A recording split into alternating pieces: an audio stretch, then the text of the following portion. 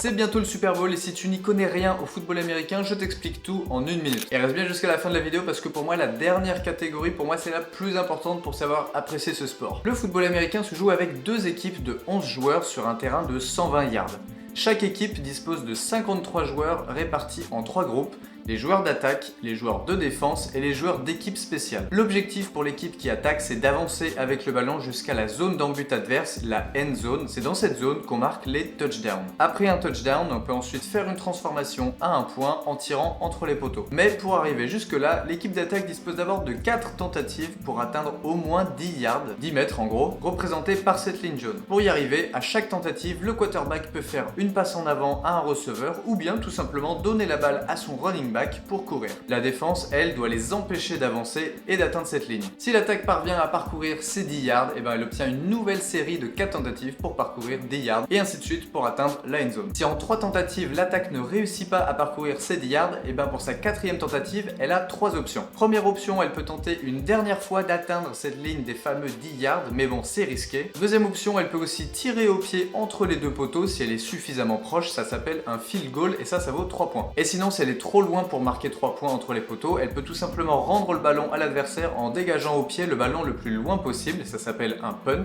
Ça sera donc à l'équipe adverse d'attaquer et d'aller essayer de marquer un touchdown. Bon, ça c'est les bases. Maintenant, si tu veux pouvoir suivre un match en entier et tout comprendre, là je vais passer des infos super importantes et tu vas tout comprendre, tu verras, c'est pas très compliqué. De toute façon, le foot américain c'est pas très compliqué, pendant que tu regardes le match, tu vas comprendre petit à petit tout ce qui se passe. Donc je vais commencer à vous expliquer les infos qui sont marquées sur l'écran pendant qu'on regarde un match. Des fois ça peut en déstabiliser certains, mais vous verrez, c'est très facile. KC, c'est Kansas City. BAL, c'est Baltimore. C'est les Chiefs contre les Ravens. Donc là, c'est les Ravens qui jouent à domicile.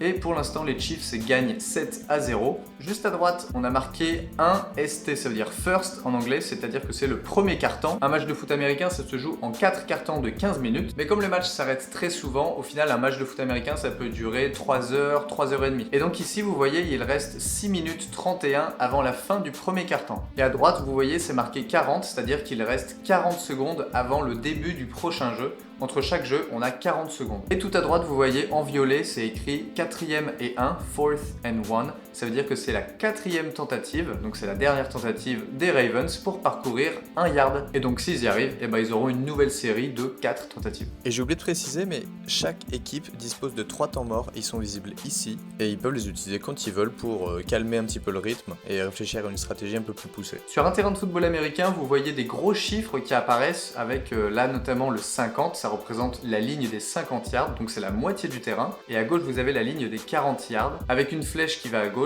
ça veut dire qu'il reste 40 yards à l'équipe pour aller marquer. Cette ligne bleue, c'est la ligne de scrimmage, c'est la ligne de mêlée, c'est l'endroit d'où commence le jeu. Et la ligne jaune, c'est la ligne des 10 yards, c'est la ligne du first down. C'est donc cette distance que les Ravens doivent parcourir. Et donc vous voyez ici, c'est marqué first and 10, donc là pour l'instant c'est la première tentative pour parcourir 10 yards.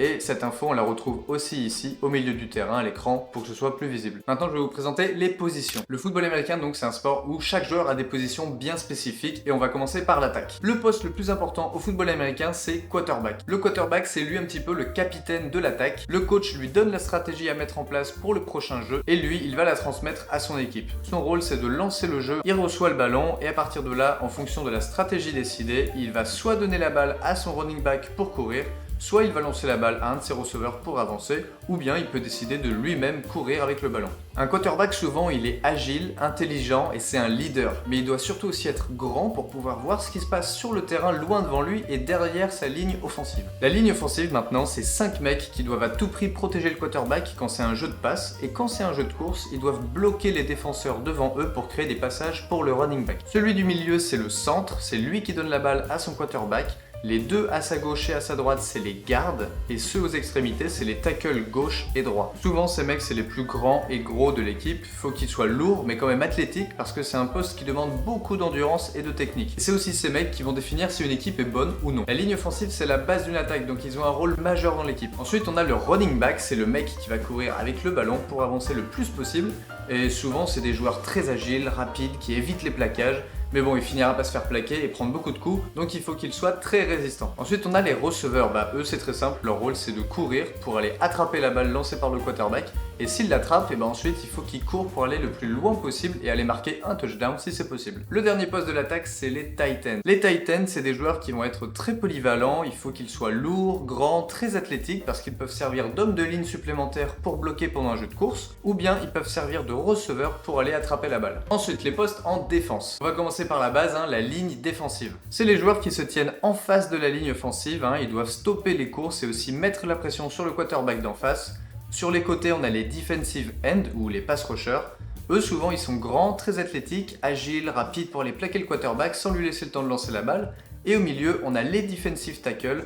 Eux, c'est souvent des mecs grands et très forts qui sont indéplaçables et qui foncent dans le tas. Juste derrière eux, on a les linebackers, ils sont très polyvalents, ils peuvent être responsables de stopper les courses. Et si c'est un jeu de passe, c'est eux qui sont responsables de couvrir le terrain et d'empêcher les receveurs d'attraper le ballon. Ils peuvent être appelés pour aller mettre une pression supplémentaire sur le quarterback, ça s'appelle une blitz. Donc c'est des joueurs très athlétiques, rapides et surtout qui réfléchissent rapidement et qui doivent avoir un très bon instinct. Les cornerbacks maintenant, eux, ils n'ont pas la vie facile puisque c'est un poste qui est super ingrat. Ils doivent couvrir les receveurs adverses et les empêcher d'attraper le ballon lancé par le quarterback. Donc c'est souvent les joueurs les plus rapides et agiles de l'équipe et ils doivent aussi avoir un gros cardio parce qu'ils doivent toujours être à 100%. Et ensuite on a les safety, eux c'est les derniers remparts de la défense, ils sont tout derrière et ils sont responsables des longues passes lancées par le quarterback et ils doivent aussi aider à stopper les courses. Voilà, j'espère que tu as compris les positions, mais normalement quand tu regardes un match de foot américain, tu comprends à peu près qui fait quoi. Je vais enchaîner maintenant avec une section qui pose souvent problème aux spectateurs, c'est les pénalités. Comme dans tous les sports, il y a des fautes à ne pas commettre, il y a beaucoup de pénalités différentes pendant un match qui sont signalées par les arbitres par des flags jaunes et à chaque faute, le match s'arrête. L'arbitre parle dans le micro pour annoncer la faute et qui l'a commise. On commence avec les pénalités les plus communes commises par l'équipe qui attaque. Alors on a le delay of game. L'attaque a 40 secondes entre chaque jeu pour se mettre en place et commencer à jouer,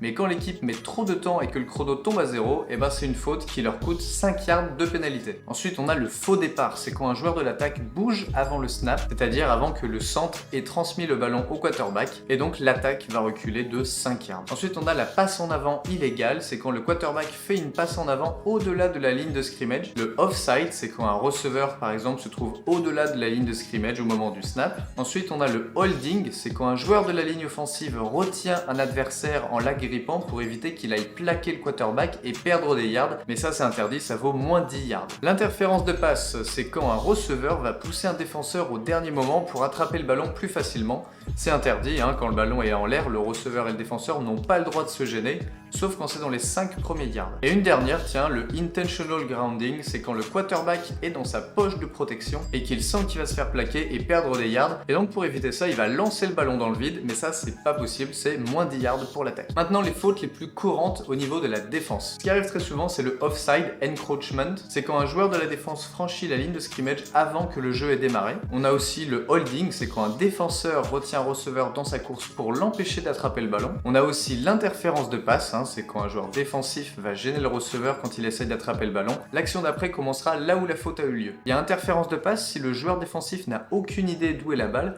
mais s'il essaye de jouer la balle et de l'intercepter et que dans l'action il y a du contact avec le receveur, il n'y a pas de faute. Après il y a pas mal de pénalités pour limiter la violence dans les plaquages et limiter les blessures. On a les fautes personnelles, unnecessary roughness, c'est quand un joueur va intentionnellement vouloir blesser l'autre joueur qui est sans défense alors que c'était pas nécessaire. Dans le même esprit, il y a roughing de passeur, kicker, punter. Les quarterbacks, kicker et punter, c'est des joueurs qui sont très souvent protégés parce qu'ils sont mis dans des situations où ils peuvent se faire démonter et c'est pas l'objectif de ce sport non plus. Donc en cas de contact illégal, c'est une pénalité de moins 15 yards contre la défense. Ensuite on a aussi le horse collar tackle, c'est un plaquage effectué par le callback, donc en tirant le joueur vers le bas par le col de son maillot, c'est dangereux, donc moins 15 yards. Le face mask, c'est quand un joueur va saisir la grille du casque d'un joueur adverse, c'est dangereux, donc moins 15 yards. Bon, normalement je vous ai donné les fautes les plus communes, j'ai dû en oublier certaines, mais ça c'est celles qui reviennent le plus souvent. On arrive maintenant à la dernière catégorie, pour moi c'est la catégorie la plus importante. Quand vous regardez un match, il faut savoir où regarder et à quoi prêter attention. Après cette section, vous allez pouvoir normalement apprécier le sport et apprécier surtout les bonnes actions. Le foot américain, il a l'air compliqué quand tu connais rien, mais une fois que tu connais la signification des grosses actions, tu vas te dire « Ah ouais, ce mec-là, il est chaud ». Bon alors on va commencer simplement. Ce qui est cool au football américain, c'est quand on marque des points. Et il y a plusieurs manières de marquer. Tu peux marquer 6 points par exemple quand tu marques un touchdown. Après un touchdown, il y a une transformation au pied à 1 point entre les poteaux. Ou sinon, on peut aussi choisir de faire une transformation à 2 points, mais là c'est plus compliqué. il faut remarquer un touchdown depuis la ligne des 2 yards, mais cette fois il vaudra que 2 points. Pour marquer un touchdown, si c'est une passe par exemple, il faut que le receveur ait le contrôle du ballon avec ses 2 pieds à l'intérieur de la end zone, et puis si c'est une course, il faut que le coureur possède simplement la balle dans la end zone. Sinon, si une équipe qui attaque n'arrive pas à aller jusqu'à la end zone pour marquer un touchdown, eh bien elle peut choisir de marquer 3 points entre les poteaux. La distance elle peut varier en fonction de leur avancée, donc ça dépend où l'attaque s'est arrêtée à l'action d'avant. Et sinon il y a une troisième option pour marquer des points, et ça s'appelle le safety.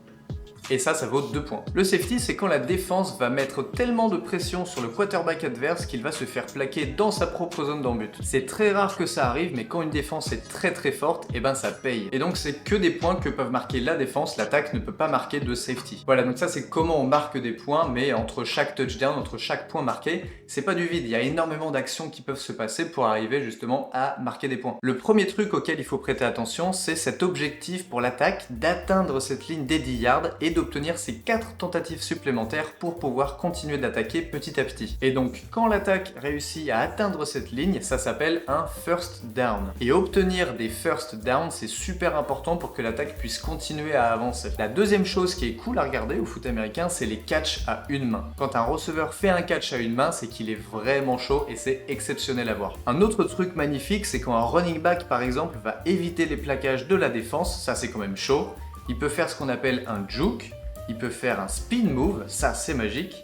Il peut faire un stiff arm pour envoyer le défenseur dans les enfers, et sinon il peut humilier le défenseur encore plus et faire en sorte que sa femme le quitte en faisant un hurdle, c'est-à-dire en lui sautant par-dessus, mais ça voilà, c'est réservé à l'élite. Du côté de la défense, ce qui est très cool à regarder, c'est les plaquages où tu vois le mec qui s'élance à 200 km/h et qui va poser le mec d'en face sur son cul. Ce qui est super à voir aussi, c'est quand le joueur défensif va aller plaquer le quarterback adverse, c'est ce qu'on appelle un sack. Et ça, c'est une grosse action de la défense parce que le quarterback adverse, s'il est plaqué, et bah déjà ça lui fait mal et ça le met pas en confiance. Mais en plus, son attaque va reculer de quelques yards et pour l'action d'après, ils auront plus de yards à parcourir et donc ça sera plus facile pour la défense de les empêcher d'atteindre la ligne du fameux first down. Et le plus spectaculaire pour une défense, bon, eux d'abord, ils veulent empêcher l'attaque d'avancer, bien sûr, mais sinon le mieux pour eux, c'est de récupérer la balle des mains de l'attaque directement. Et pour ça, donc, ils ont 2 options. Soit ils font ce qu'on appelle une interception, soit ils vont provoquer un fumble. Une interception, c'est simple, c'est quand un joueur de la défense réussit à attraper le ballon lancé par le quarterback adverse avant que le ballon tombe par terre. Et après avoir intercepté le ballon, son objectif c'est d'aller marquer un touchdown de l'autre côté du terrain, et s'il y arrive, il marque 6 points, et ça s'appelle un pick six. Et un fumble, c'est quand un joueur de l'attaque possède le ballon et qu'un joueur de la défense va lui faire échapper la balle pour aller la récupérer. C'est génial pour eux puisqu'ils évitent de se prendre des points, et c'est à leur attaque de rentrer sur le terrain directement, donc ça change un match. Le fumble et l'interception, c'est ce qu'on appelle des turnovers, et ça c'est la clé du match. Souvent, une équipe qui provoque beaucoup de turnovers, et elle va gagner le match. Voilà, c'est tout pour moi. Maintenant, j'espère que vous avez plus compris un petit peu ce que c'était que le football américain. Pensez à mettre un like, un commentaire, ça me soutient énormément, et puis ciao les potes.